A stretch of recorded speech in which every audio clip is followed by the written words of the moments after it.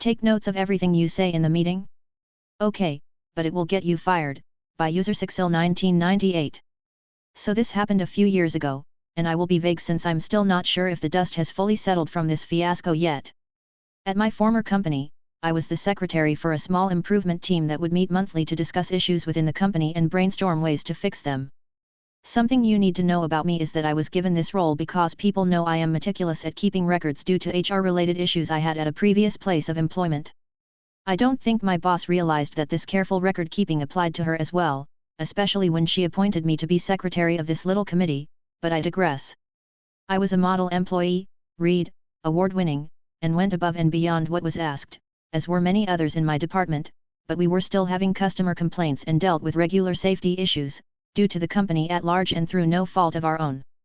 When we brought these concerns to our boss's attention, emails were left unread, and during in-person exchanges, we were called whiny, needy, and were told that we needed to just deal with it.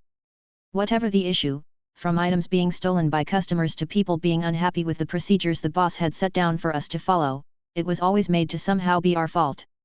When we sought support from other departments, we were met with cold indifference, since the boss was great to them, and we must be exaggerating the things she said to us. Well, during an improvement meeting at the end of the fiscal year, it all came to a head.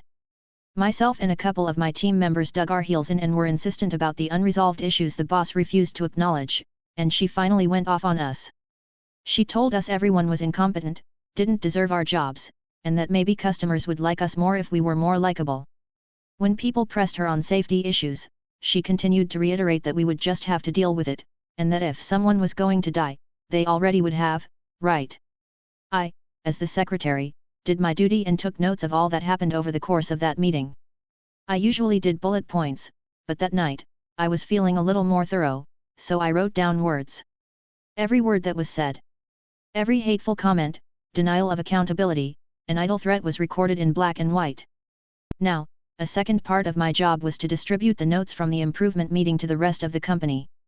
So, come the next morning, I ran about 100 copies of the transcript of the meeting and hand-delivered them to every single department in the building, and things blew up.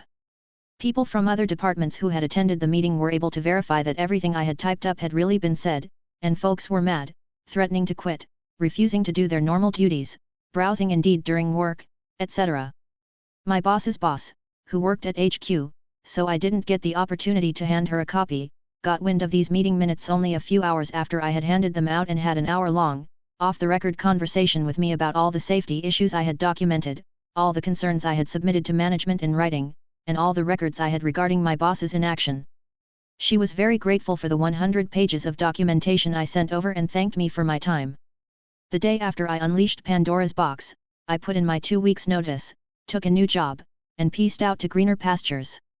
At first, it seemed like things were calming down after I left, but the following year, the company did not renew my boss's contract.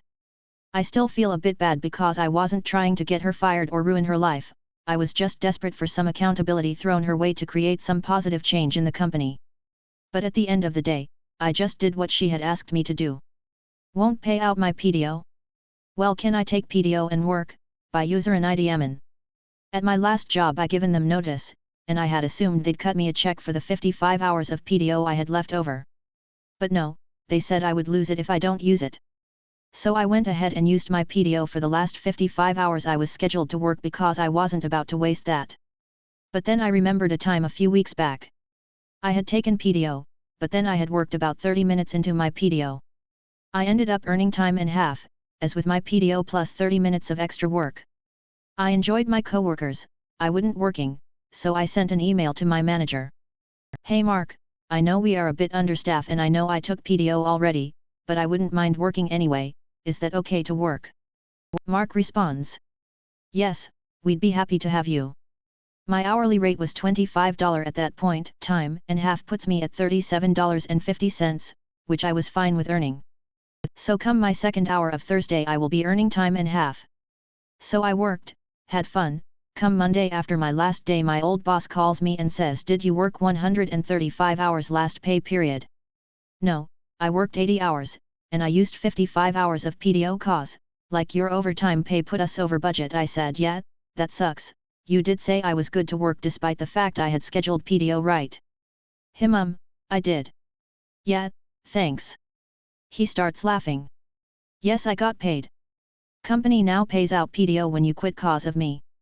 In the end they paid me $2,062 in overtime pay plus the 80 hours I worked earned me $2,000. So typically 80 hours of work would cost them $2,000, but because they wouldn't pay me out my PTO they ended up paying double, when they could have just cut me a check for $1,375 and saved $700. Essentially in their effort to rip me off my benefit, I made them pay $700 for their greed. I made sure to get permission to come to work, despite the fact that I had already scheduled my PTO. FYI, previously in another interaction I was told once PTO was approved, it can't be cancelled. So here is the math, I was supposed to work 80 hours. I had 55 hours of PTO to use.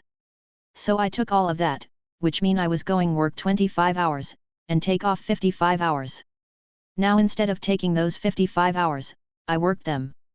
But I was still using PTO. So I got my $25 for my 80 hours, and then I got $37.50 per hour for my 55 hours. This resulted in a gross pay of $4,062.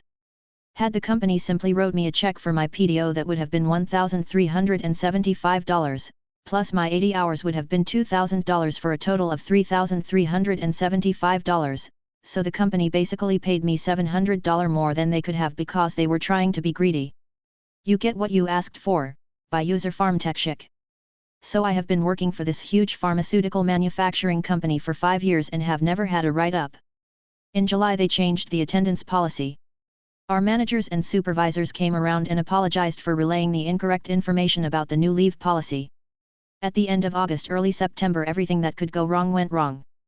I got into an accident and didn't have a car around the last week of August. First week of September my pipes under my house broke and I had no water for 2 days. Then at the end of September I was at work, got a migraine so bad I got physical sick and asked permission to leave work early, which is an excused absences, otherwise I'd be getting wrote up for job abandonment.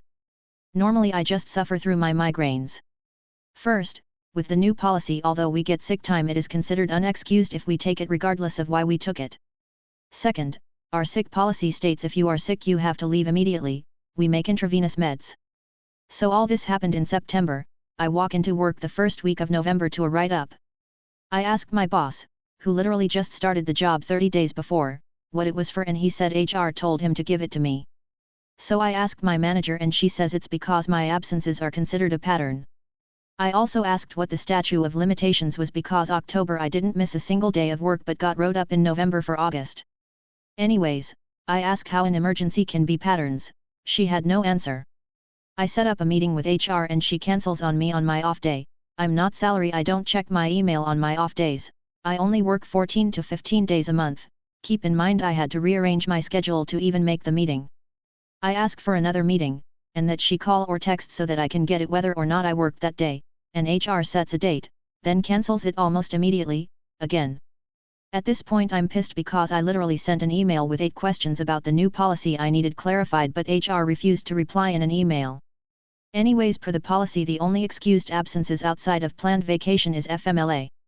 So I contacted my doctor and put down every current health issue I'm dealing with and get granted 5 days a month for intermittent leave for the next year. Now instead of my working 14/15 days a month I only work 9 or 10, all because HR wanted to be dicks. They got what they asked for. Go to the warehouse for lunch, by user Reverend Muddy Grimes. I am a career garage door repairman. About a decade ago I was working for a particularly cheap owner. He felt that the installers and I were robbing him with the amount of hours we were working. This owner decided that the guys were taking longer lunch breaks than reported and clocking in earlier than he was willing to pay for. His solution was not the brightest. You had to clock in on time, and you had to drive from wherever you were working back to the warehouse for your hour lunch. We always started working about half an hour before clocking in, loading our trucks and organizing our days. We immediately stopped that. Our usual 45-minute lunch break, we never took the full hour, now could take up to 3 hours depending on drive time. Overtime went from roughly 2 hours a person per week to almost 8. This lasted exactly 1 pay period. We all tried to tell him, but some people just don't understand until they see it. I have to eat that? Okay, by user plot thick. When I was a kid I did a sleepover with my best friend. We had dinner at the table. I was in the best seat, against the windows, hemmed in by parents at either end. Back then I hated onions and they hated me. Unfortunately we were served some kind of onion soup. The steak, potatoes, and green beans were disappearing, but the mom noticed the onion snub. You don't like the soup? Nope, sorry. But it's good, you haven't tried it. Okay. Just eat a few bites. Little did they know that I was pretty abused at home and learned to obey every order. I spooned some onion goo in quickly, so as to not taste it.